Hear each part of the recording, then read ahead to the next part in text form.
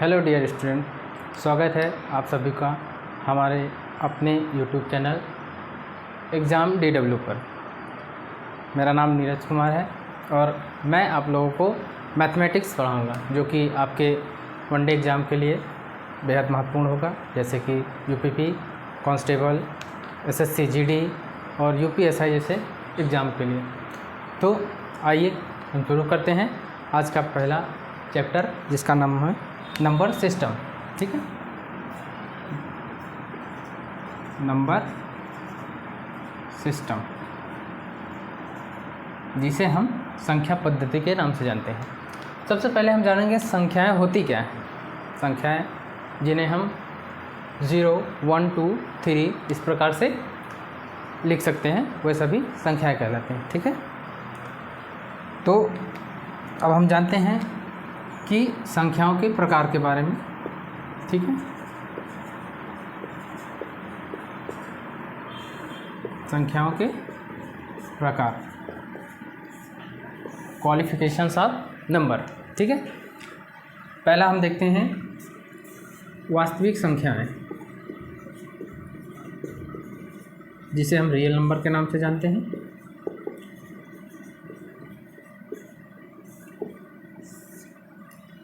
तो हम वास्तविक संख्याओं को कैसे पहचानेंगे? वास्तविक संख्याएं वह संख्याएं होती हैं जो हमें परिमेय व अपरिमेय संख्याओं के रूप में देखने को मिलती हैं। जैसे कि एग्जाम्पल के तौर पर हम 0 को भी वास्तविक संख्याओं में ऐड करते हैं, 2, 3 या इस प्रकार से 11, माइनस सहित हम माइनस की संख्याओं को भी हम वास्तविक संख्याओं में ले सकते हैं। पॉइंट की संख्याओं को भी हम इस रूप में लिख सकते हैं। यहाँ तक कि हम किसी भी संख्या को अगर फ्रैक्शन में लिखते हैं, उन सभी संख्याओं को भी हम वास्तविक संख्याओं में कंसीडर करते हैं। ठीक है, जिसमें हम रूट की संख्याओं को भी लिख सकते हैं। इस प्रकार हम पाई जैसी संख्याओं को भी इसमें कंसीडर करते हैं। ये हैं वास्तविक संख्याएं। अब हम देखते हैं काल्पनिक संख्याएं। ठीक है, काल्पनिक संख्याएं,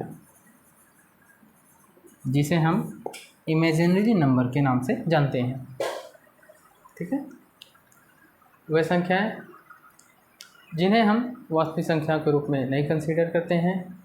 इसमें रूट की संख्याएं, माइनस की संख्याएं आती हैं, जैसे कि हम -4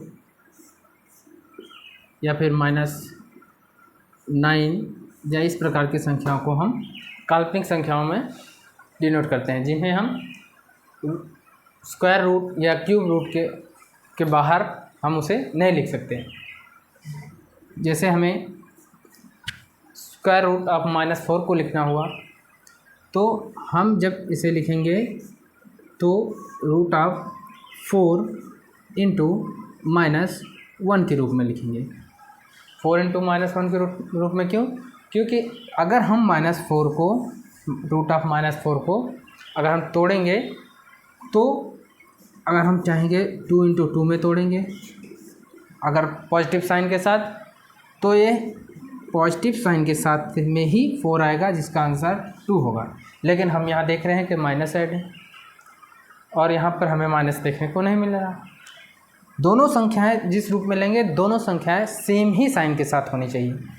जैसे यहाँ पर हम दोनों पॉजिटिव साइन के साथ लिए हैं, अगर हम उसी प्रकार से दोनों को अगर हम माइनस साइन के साथ लेते हैं, तब भी हमें पॉजिटिव में ही 4 मिलेगा, जिसका आंसर हमें 2 मिलेगा।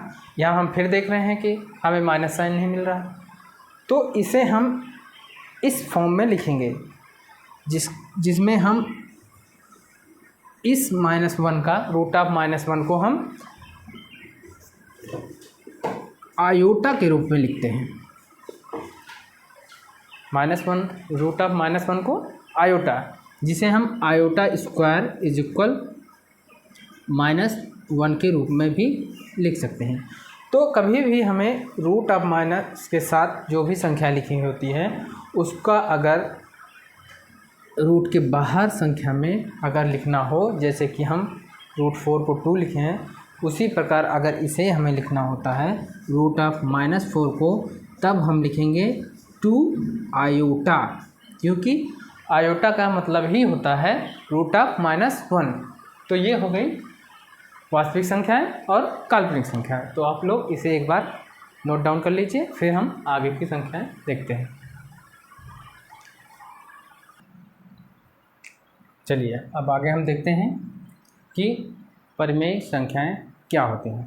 ठीक है, अभी हमने देखा वास्तविक और काल्पनिक संख्याएं, अब हम देखते हैं परिमेय संख्याएं क्या होती हैं। ठीक है,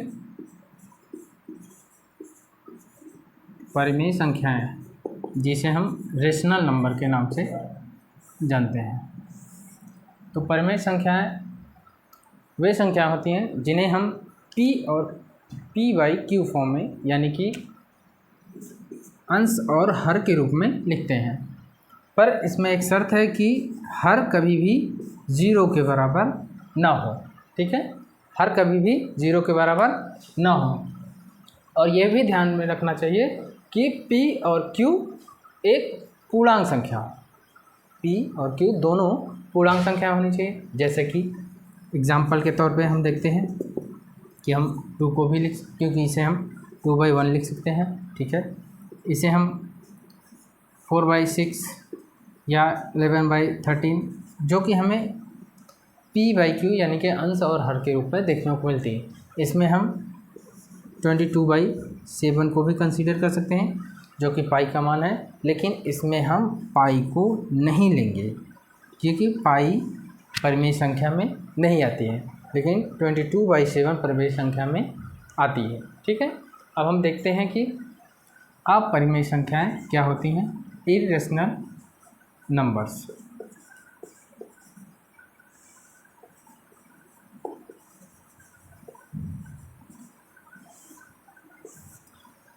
क्या परिमेय संख्याएं जो p/q फॉर्म में हम लिख सकते हैं, अपरिमेय संख्याएं जिन्हें हम p/q फॉर्म में नहीं लिख सकते।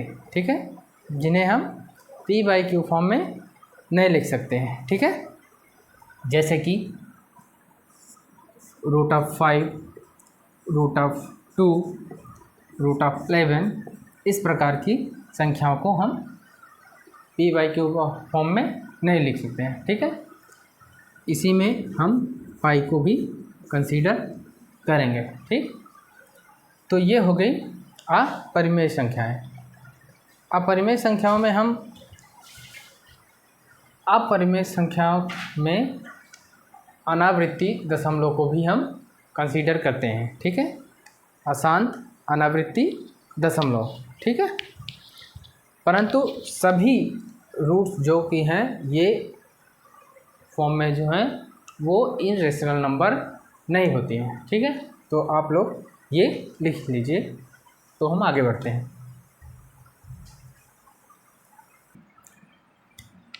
पूर्ण संख्या क्या होती है?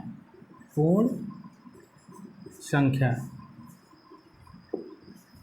पूर्ण संख्या सबसे पहले हमने देखा वास्तविक संख्याएं क्या होती हैं, काल्पनिक संख्या क्या होती हैं, परिमेय संख्याएं क्या होती हैं, अपरिमेय संख्या क्या होती हैं। अब हम देखते हैं कि पूर्ण संख्याएं क्या होती हैं।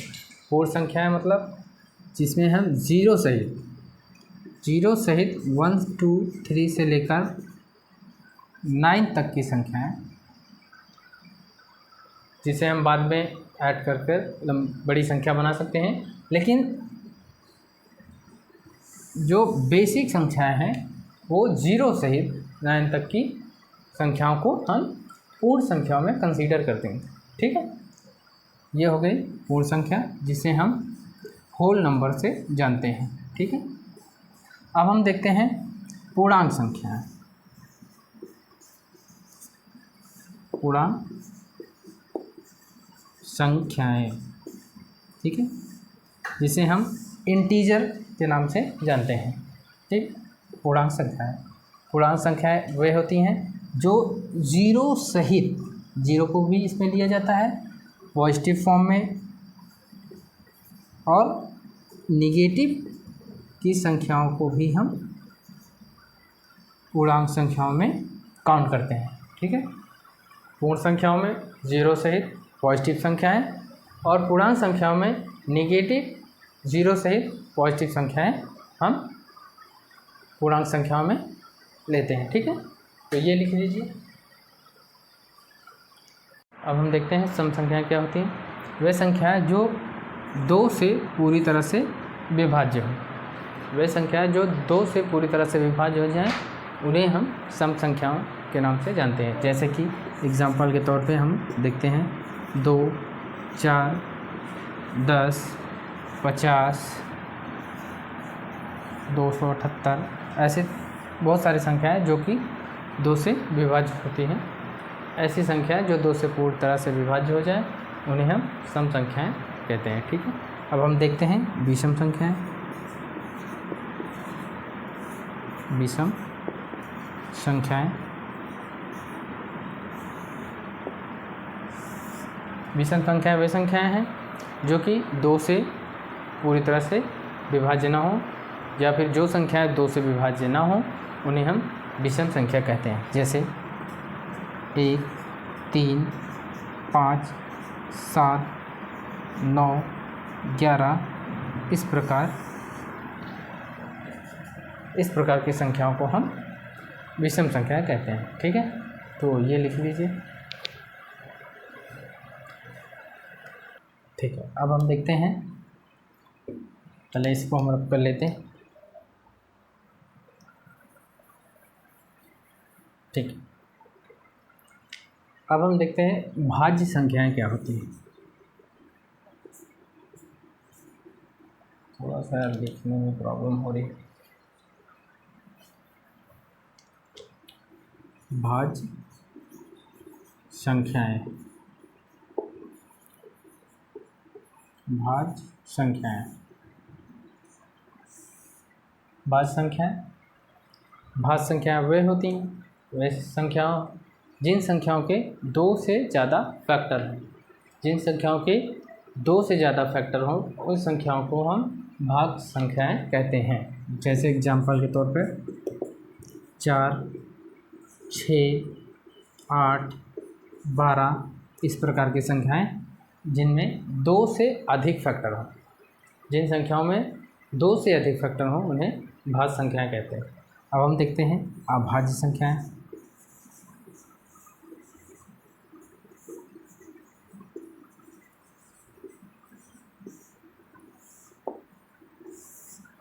अभाज्य संख्याएं, अभाज्य संख्या वे संख्याएं होती हैं जिनमें हम एग्जैक्ट बिल्कुल 2 फैक्टर देखते हैं, 2 फैक्टर देखते हैं जिनमें हमें 2 फैक्टर देखने को मिलते हैं, वे सभी अभाज्य संख्या होती है। जैसे कि 3, 5, 7, 11, 13, 17, 19 ऐसी संख्याएं जिनमें केवल और केवल 2 फैक्टर हमें देखने को मिलते हैं, वे सभी संख्याएं अभाज्य संख्याएं कहलाती हैं।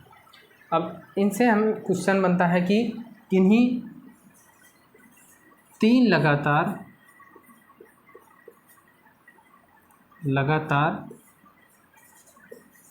विषम संख्या के बारे में, 3 लगातार विषम अभाज्य संख्या, विषम जो कि विषम भी हो और अभाज्य भी हो, तो उसका एक ही पेयर है जो कि 3, 5, 7 ये होगा, जो कि बेहद ही महत्वपूर्ण है। कई सारे एग्जाम में ये पूछा गया है। हमने अभी आपको अभाज्य संख्या के साथ 2 को नहीं बताया। 2 को इसलिए नहीं बताया क्योंकि 2 एक स्पेशल संख्या है। क्योंकि जब कभी भी पूछा जाता है कि सबसे छोटी अभाज्य संख्या, सबसे छोटी अभाज्य संख्या, तो ज़्यादातर स्टूडेंट सबसे छोटी अभाज्य संख्या 3 को ही मानते हैं, जबकि सबसे छोटी अभाज्य संख्या 3 नहीं 2 होगी। ठीक है, सबसे छोटी अभाज्य संख्या 2 होगी क्योंकि 2 के भी केवल ही 2 फैक्टर हैं, 2 से ज़्यादा नहीं है, जो कि 1 और खुद 2 है। तो इसके भी 2 ही फैक्टर हैं। तो सबसे छोटी अभाज्य संख्या में 2 को लिया जाएगा, ना कि 3 को। इस बात का ध्यान रखिए विशेष करके, ये कई बार एग्ज़ाम में पूछा गया है। एक के बारे में बहुत डाउट होता है, तो हम ध्यान में रखेंगे संख्या 1 जो कि ना ही भाज्य संख्या है और ना ही अभाज्य संख्या है। 1 के ना ही 2 फैक्टर हैं और ना ही 3 फैक्टर हैं, या 3 से ज़्यादा। ठीक, मतलब संख्या 1 केवल खुद से कटती है, केवल खुद से। इसके ना ही 2 फैक्टर, ना ही 2 से ज़्यादा फैक्टर। इसलिए ये संख्या 1 ना तो भाज्य है और ना ही अभाज्य है। ठीक है, ये दोनों क्वेश्चन कई बार एग्ज़ाम में पूछे गए हैं सीधे तौर पर। कई बार तो आपको ये कथन के तौर पर भी देखने को मिलेंगे, कई बार सीधे तौर पर पूछे जाते हैं। तो इसे विशेष करके ध्यान दीजिएगा। सबसे छोटी अभाज्य संख्या 2 और 1 ना तो भाज्य संख्या और ना ही अभाज्य संख्या है। अब हम देखते हैं कि 1 से 100 तक कितनी अभाज्य संख्याएं हैं। 1 से 100 तक कितनी अभाज्य संख्याएं हैं। तो 1 से 100 तक हमें 25 अभाज्य संख्याएं देखने को मिलेंगी, जिसे हम रब कर देते हैं, फिर आगे का हम बताते हैं। तो हमने देखा 1 से 100 तक अभाज्य संख्याएं, अभाज्य संख्याएं। ठीक है, तो 1 से 100 तक हमें 25 अभाज्य संख्याएं देखने को मिलती हैं। तो आइए देखते हैं कौन कौन सी अभाज्य संख्याएं हैं। 1 से 10 तक हमें कितनी अभाज्य संख्याएं मिलती हैं। तो 1 से 10 तक हमें 2, 3, 5 और 7, ये 4 अभाज्य संख्याएं 1 से 10 तक देखने को मिलती हैं। और 11 से 20 तक देखते हैं। 11 से 20 तक हमें 11, 13, 17 और 19, ये 4 संख्याएं देखने को मिलती हैं। अब 21 से 30 तक की अभाज्य संख्याएं। ठीक, इसमें हम देखेंगे 23 और 29 और 31 से 40 के बीच में, 31 से 40 के बीच में 31 और 37, ये 2 संख्या हैं। ठीक, अब हम देखते हैं 41 से 50 के बीच में। तो आएगा 41, 43 और 47। ठीक, इसी प्रकार 51 से 60 के बीच में, 53 और 59। ठीक, और 61 से 70 के बीच में, 61, 67 और 61।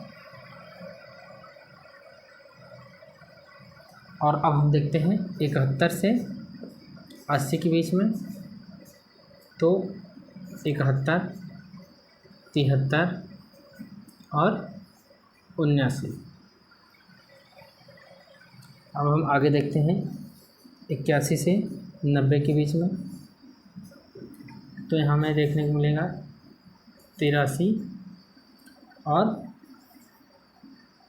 89। ठीक, और 91 से 100 के बीच में हमें देखने को मिलेगा 97। तो हम काउंट करते हैं कितनी संख्या हुई, 1 2 3 4 और 4 इसमें 8, 2 10, 2 12, 3 15, 2 17, 2 19 और 3 22, 2 24 और 1 25। तो ये 25 संख्याएँ 1 से 100 तक हमें देखने को मिलती हैं। कभी कभी पूछ लिया जाता है कि 1 से 50 तक की कितनी अभाज्य संख्या होती है। तो इसको याद करने की एक ट्रिक है जो कि आप लोग यहाँ हम लिख दे रहे हैं, आप लोग याद कर लीजिए। जैसे कि इसमें 4 संख्याएं हैं तो हम इसे 4, और 11 से 20 तक की 4 संख्याएं हैं तो 4, 21 से 30 तक की 2 संख्याएं हैं तो इसे हम 2, और 31 से 40 तक 2, इस प्रकार 3 2 2 3 2 1, इस प्रकार हम याद करके रख सकते हैं, जिससे हमें ये संख्याएं निकालने की ज़रूरत नहीं पड़ेगी। अगर कभी संख्याएं पूछी गई तब हमें ये याद करना पड़ेगा कि कौन कौन सी वे संख्याएं। कभी कभी पूछ लिया जाता है कि इन संख्याओं को पूछा जाएगा और उसका योग पूछ लिया जाता है, कभी कभी इसका एवरेज भी पूछ लिया जाता है। तो ये चीज़ आपको याद करना बेहद महत्वपूर्ण है। अगर संख्याएं केवल पूछी जाती हैं कि कितनी संख्याएं आती हैं तो आप ये याद करके रख सकते हैं, जिससे कि आपको पता होगा कि कौन संख्या किसके अंतर्गत कितनी संख्याएं आती हैं। और संख्याएं पूछी जाती हैं तो इसे याद रखिएगा, जिससे कि आपको ये संख्याएं देखने को मिले। ठीक, आगे जैसे कि हमें संख्याएं निकालने नहीं आती है, हमें पता ही नहीं है कि संख्याएं कैसे हम निकालेंगे, तो हमें 6 का पहाड़ा याद तो होगा ही। तो हम उस पहाड़े को लिख लेंगे 6 12, 6 3 18, 6 4 24, 6 5 30, 6 6 36, 6 7 42, 6 8 48, 6 9 54, 6 10 60। इसी प्रकार हम आगे 66 72 78, इस प्रकार हम आगे लिखते हुए देखेंगे। और अब हम इसके आगे पीछे की संख्याओं को लिख लेंगे। जैसे कि 6 के पहले हमें 5 देखने को मिलता है, 6 के बाद हमें 7 देखने को मिलता है। उसी प्रकार इसके पहले 11 और बाद में 13, इसके पहले 17, फिर इसके बाद 19, इसके पहले 23, इसके बाद 25, यहाँ हमें देखने को मिलेगा 29 और 31, 35, 37, 41, 43 और यहाँ 47, 49 और 53, 55, 59, 61, 65, 67, 71, 73, 77 और 79। इस प्रकार आप आगे भी लिखना चाहते हैं तो लिख सकते हैं। अब हम देखेंगे कि इन सभी संख्याओं में से जो संख्याएं हमने आगे पीछे इस साइड दोनों साइड लिखी हैं, उनमें से कितनी संख्याएं 5 और 7 से पूरी तरह से कट जाती हैं। तो उन्हें हम काट लेते हैं। जैसे कि ये दोनों तो कट ही जाएंगी, ठीक, ये 5 से कट जाएगी, ये भी 5 से, और ये 5, पहले हम 5 से देख लेते हैं। ये सारी संख्याएं 5 से कट जाती हैं। अब हम 7 से देखते हैं तो ये कट जाएगी और हम ये कट जाएगी, ठीक। और देखते हैं कौन सी संख्या कटेगी। मुझे लगता है कि अब जितनी संख्याएं हो वो 5 और 7 से नहीं कटेंगी। तो अब हम देख लेते हैं कि हमें कितनी संख्या मिली।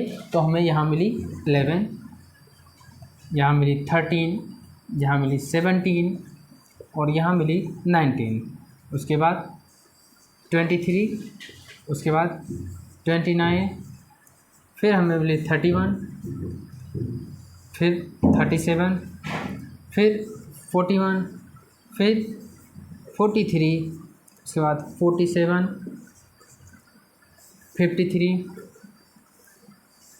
59, 61, 67, 71, 73 और 79, 73 और 79।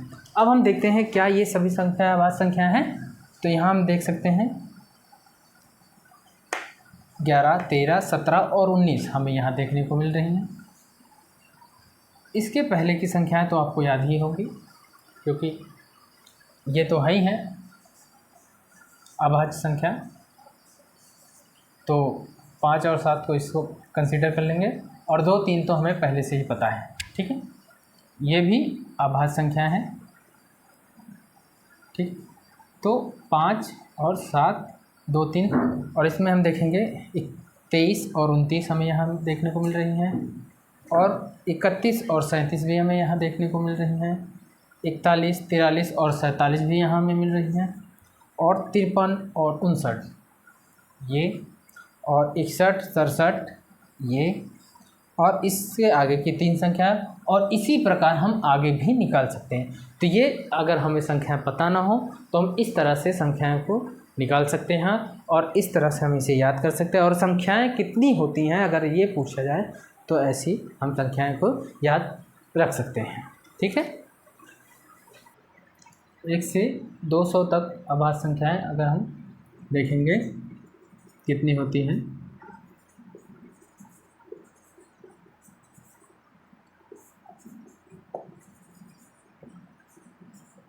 ये सिर्फ हम याद कर सकते हैं।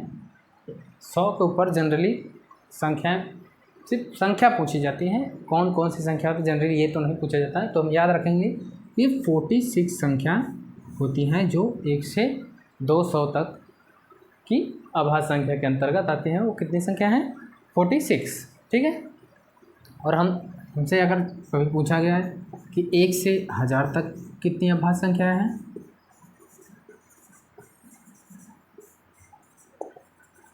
एक से 1000 तक कितनी अभाज्य संख्या है, तो हम ध्यान में रखेंगे 168 अभाज्य संख्याएं हैं जो कि हमें 1 से 1000 तक देखने को मिलेंगे, ठीक है। जब हमसे कभी ये पूछा जाए कि 2 अंकों की सबसे बड़ी अभाज्य संख्या, 2 अंकों की सबसे बड़ी अभाज्य संख्या, तो हम ध्यान में रखेंगे 2 अंकों की सबसे बड़ी अभाज्य संख्या होती है 97। 2 अंकों की सबसे बड़ी अभाज्य संख्या क्या होती है? 97। वहीं अगर हमसे पूछा जाए कि 3 अंकों की, 3 अंकों की सबसे छोटी और सबसे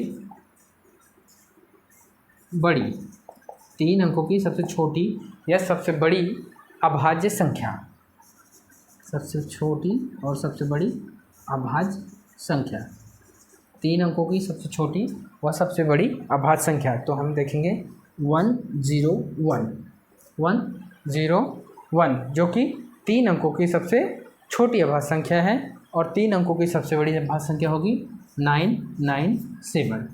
ये है 3 अंकों की सबसे छोटी अभाज्य संख्या, और ये है 3 अंकों की सबसे बड़ी अभाज्य संख्या, और 97 है 2 अंकों की सबसे बड़ी अभाज्य संख्या। 1 से 200 तक 46 अभाज्य संख्या होंगी, और 1 से 1000 तक 168 अभाज्य संख्या होंगी, और 1 से 100 तक तो आपको पता ही है 25 यानी कि 25, ठीक है।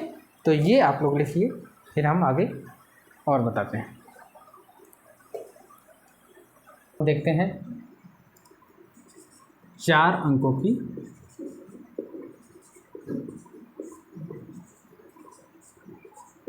सबसे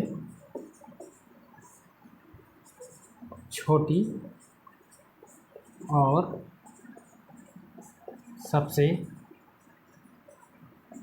बड़ी अभाज्य संख्या, सबसे छोटी और सबसे बड़ी अभाज्य संख्या, 4 अंकों की सबसे छोटी और सबसे बड़ी अभाज्य संख्या, ठीक है, जो कि है 1007। सबसे छोटी क्या है? 100 और 7, 1007 और सबसे बड़ी है 9973। ठीक, 4 अंकों की सबसे बड़ी 9973 और 4 अंकों की सबसे छोटी 1007। ठीक है, अब हम देखते हैं 5 अंकों की सबसे बड़ी और सबसे छोटी संख्या। ठीक है, 5 अंकों की, ठीक है, 5 अंकों की सबसे छोटी और सबसे बड़ी अभाज्य संख्या जो कि है 10007। ये क्या है? 5 अंकों की, 5 अंकों की सबसे छोटी, 5 अंकों की सबसे छोटी अभाज्य संख्या, 5 अंकों की सबसे छोटी अभाज्य संख्या, 5 अंकों की सबसे छोटी अभाज्य संख्या 10007। ठीक है, और 5 अंकों की सबसे बड़ी अभाज्य संख्या जो कि है 9991। ठीक, ये है सबसे बड़ी अभाज्य संख्या। ठीक है,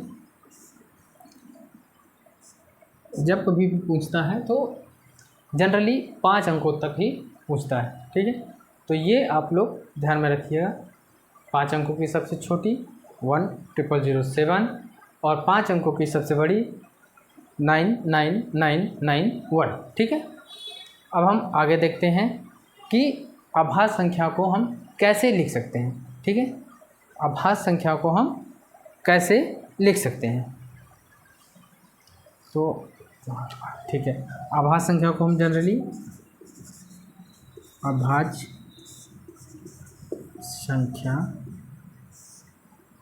संख्याओं को हम 6n+-1 के रूप में लिख सकते हैं,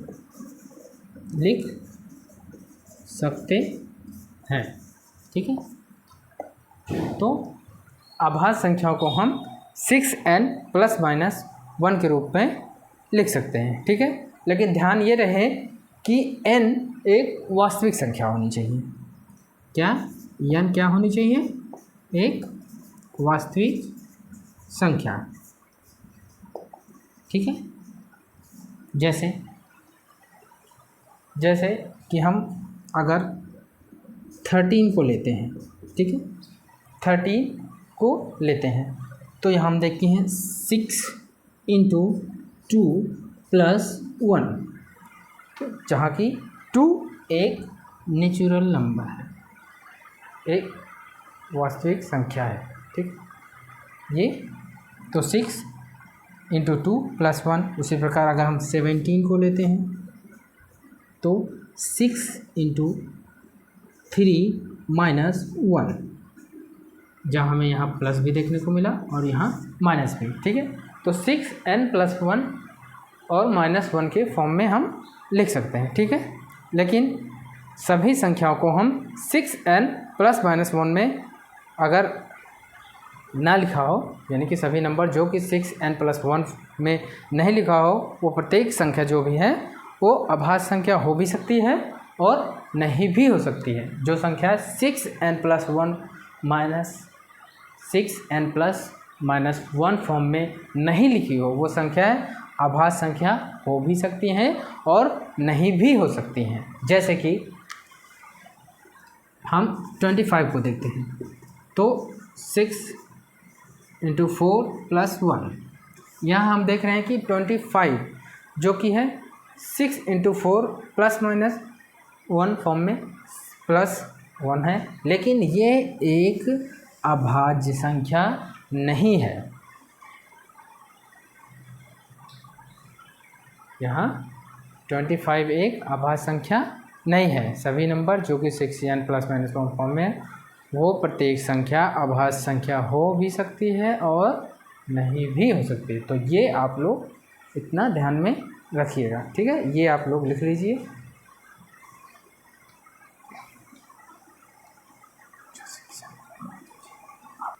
चलिए आज हम इतना ही रखते हैं, बाकी हम अगली क्लास में देखेंगे। तब तक के लिए आप लोग इसका रिवीजन करके आइएगा जो भी है, ठीक है।